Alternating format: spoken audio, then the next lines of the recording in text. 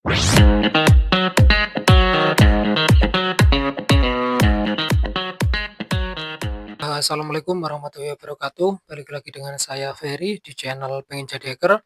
Nah, di video kali ini kita akan membahas dan mempelajari apa itu IDOR atau Insecure Direct Object Reference. Nah, sebenarnya apa sih IDOR itu? Nah, jadi IDOR itu adalah kerentanan di mana aplikasi web itu mengekspos referensi internal ke objek seperti file, database key, atau parameter URL tanpa melakukan pemeriksaan otorisasi yang memadai. Nah, intinya seorang pengguna itu dapat memanipulasi parameter yang menunjukkan langsung ke objek milik pengguna lain. Nah, contoh objeknya di sini itu adalah kasus yang paling sering terjadi itu adalah di bagian ID pengguna atau user ID gitu. Nah, di parameter user ID itu ada sebuah value. Nah, yang kita ganti nanti itu adalah value-nya tersebut gitu. Tidak ketinggalan juga seperti juga nomor dokumen, terus nama file, dan lain-lain lah. Nah, bagaimana celah IDOR ini muncul? Ya, celah IDOR itu muncul ketika aplikasi mempercayai input pengguna untuk menentukan objek mana yang akan diakses dan gagal memverifikasi apakah pengguna A itu berhak mengakses objek milik pengguna B. Gitu. Nah, untuk ilustrasi kerentanannya itu seperti ini. Pengguna A itu masuk ke akunnya dan melihat detail di pesanannya sendiri. Nah, untuk URL-nya itu adalah seperti itu. Nah, lalu pengguna A menebak ID pesanan lain, misalnya mengganti yang awalnya 101 menjadi 102 atau itu adalah ID milik pengguna lain. Nah, lalu pengguna A itu mengubah URL menjadi value-nya itu diubah menjadi 102. Nah, jika aplikasi itu menampilkan detail pesanan dari pengguna lain ya atau yang 102 itu, nah yang seharusnya pemilik pengguna B tanpa memeriksa kepemilikan maka terjadilah IDOR gitu. Nah, untuk jenis-jenis IDOR dan dampaknya itu kurang lebihnya seperti ini ya. Yang pertama itu IDOR yang terjadi pada URL parameter gitu. Nah, lokasi kerentanannya itu ID terekspos langsung ke alamat web gitu. Terus yang kedua itu adalah IDOR pada post request. Nah, lokasi kerentanannya itu ID disembunyikan dalam badan permintaan HTTP atau request body gitu. Yang ketiga itu adalah IDOR pada akses file atau resource atau akses sumber dayanya gitu. Nah, untuk lokasi kerentanannya itu ID-nya itu merujuk pada file atau aset yang disimpan di server seperti nama file, patch, atau kunci unduhan. Nah, untuk dampak-dampaknya teman-teman bisa baca sendiri ya di sini. Nah, untuk pencegahan IDOR yang efektif kita akan bahas setelah prakteknya gitu. Nah, langsung aja kita prakteknya. Nah, oke di sini saya menggunakan lab yang disediakan oleh TryHackMe ya. Kita masuk di yang kedua ya. Di sini ada pertanyaan what is the flag from IDOR example website? Apa bendera dari kerentanan IDOR dari contoh websitenya? Nah, langsung aja kita view website.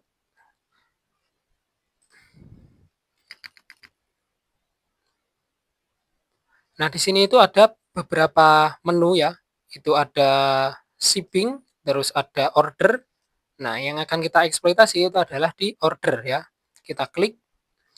Nah, di sini mungkin teman-teman nggak terlalu kelihatan ya. Nah, ini ya. Di sini itu ada sebuah value atau nomor sebuah orderan yaitu adalah 1, 2, 3. Nah, tugasnya di sini itu adalah ini ya. Nah, teman-teman bisa baca.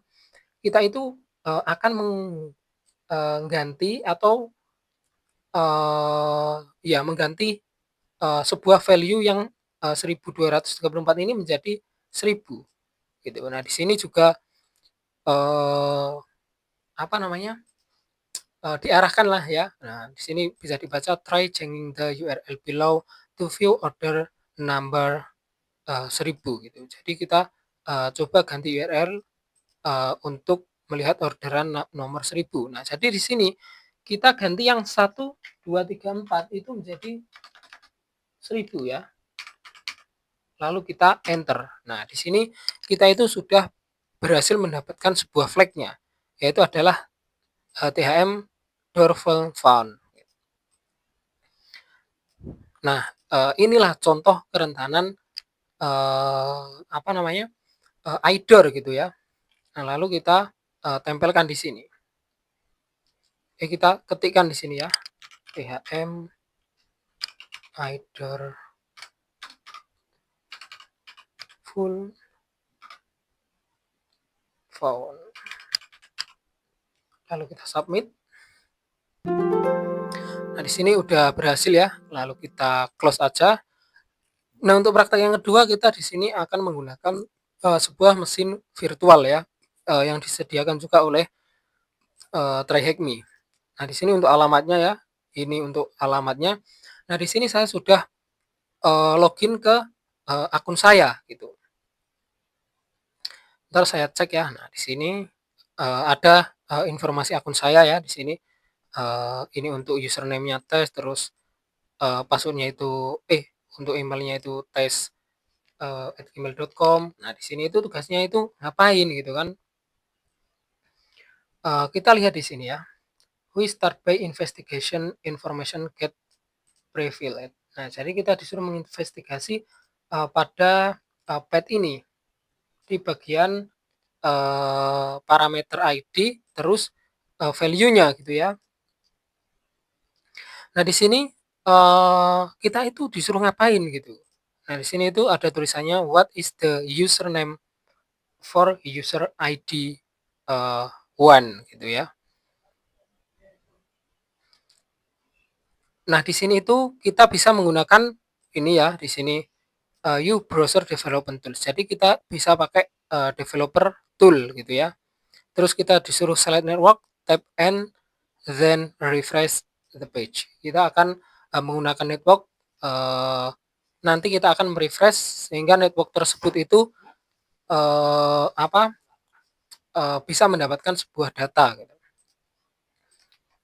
Oke, di sini kita inspect elemen. Nah, maksud dari developer tool itu ini ya, klik kanan lalu inspect. Nah, kita masuk di bagian network. Nah, di sini kan nggak ada datanya. Nah, kita itu relog di sini ya. Bukan relog ya, tapi refresh. Nah, di sini itu ada di bagian customer sama dengan ID ini ya. ID-nya ini adalah 50. Nah, kalau kita buka itu munculnya adalah akun kita gitu ya. Tes 1 username-nya lalu emailnya tes@gmail.com. Nah, di sini itu tugasnya disuruh ngapain? Di sini itu adalah what is the username for user ID. Berarti kita mengganti value dari user ID tersebut gitu. Ini kita ganti menjadi 1. Nah, kalau ini itu nggak ada kerentanan IDOR, maka tidak akan ditampilkan ke user lain gitu. Oke, kita ganti jadi 1. Nah, kalau kita ganti 1 ditampilkan user lain itu adalah aplikasi atau web tersebut itu memiliki kerentanan IDOR gitu. Kita enter. Nah, di sini untuk user ID-nya itu adalah 1, terus username-nya ini dan 84 kita copy ya karena kita sudah menemukan flag-nya. Kita Ctrl V lalu kita submit. Nah, di sini untuk menjawab pertanyaan yang kedua, what is the email address for user ID 3 gitu. Di sini kita itu disuruh mendapatkan email address dari user ID 3 gitu. Sama, kita ganti menjadi 3 gitu. Yang awalnya 1 kita ganti jadi 3. Oke, nah di sini berarti website ini itu rentan terhadap IDOR gitu karena kita bisa mengganti value-nya, kita itu bisa mengganti value-nya itu bukan di akun kita sendiri, tapi kita bisa mencuri informasi dari user lain gitu ya. Oke, di sini kita copy, Ctrl V, lalu kita submit. Oke, nah mungkin, eee, gambaran kerentanan IDOR itu seperti itu ya. Nah, untuk pencegahan IDOR yang efektif itu, ada beberapa cara. Yang pertama itu ada pemeriksaan, otorisasi yang ketat, gitu. Nah, di sini itu wajib ya, karena setelah menerima ID objek dari pengguna, server itu harus selalu membandingkan ID pengguna saat ini ya, atau, session user ID misalkan satu ya, berarti tidak bisa menampilkan, yang lainnya gitu ya, cuma yang ditampilkan cuma satu gitu. Nah, dengan ID pemilik objek yang diminta. Nah, jika tidak cocok, maka, akan menolak permintaan dengan, 403 forbidden. Nah, yang kedua itu ada objek referensi, tidak langsung atau non sequential, IDS gitu. Nah, di sini itu, menghindari ID berurutan gitu, menggunakan, UUID (Universal Unique Identifier) atau hash yang tidak mudah ditebak untuk menggantikan ID numerik berurutan di URL. Nah, untuk contohnya itu, ganti, di bagian parameter ID menjadi token ya, yang sudah di-hash gitu. Nah, untuk yang terakhir itu ada pembatasan hak akses atau least privilege, yaitu, adalah pastikan peran pengguna yang berbeda memiliki hak akses yang berbeda gitu.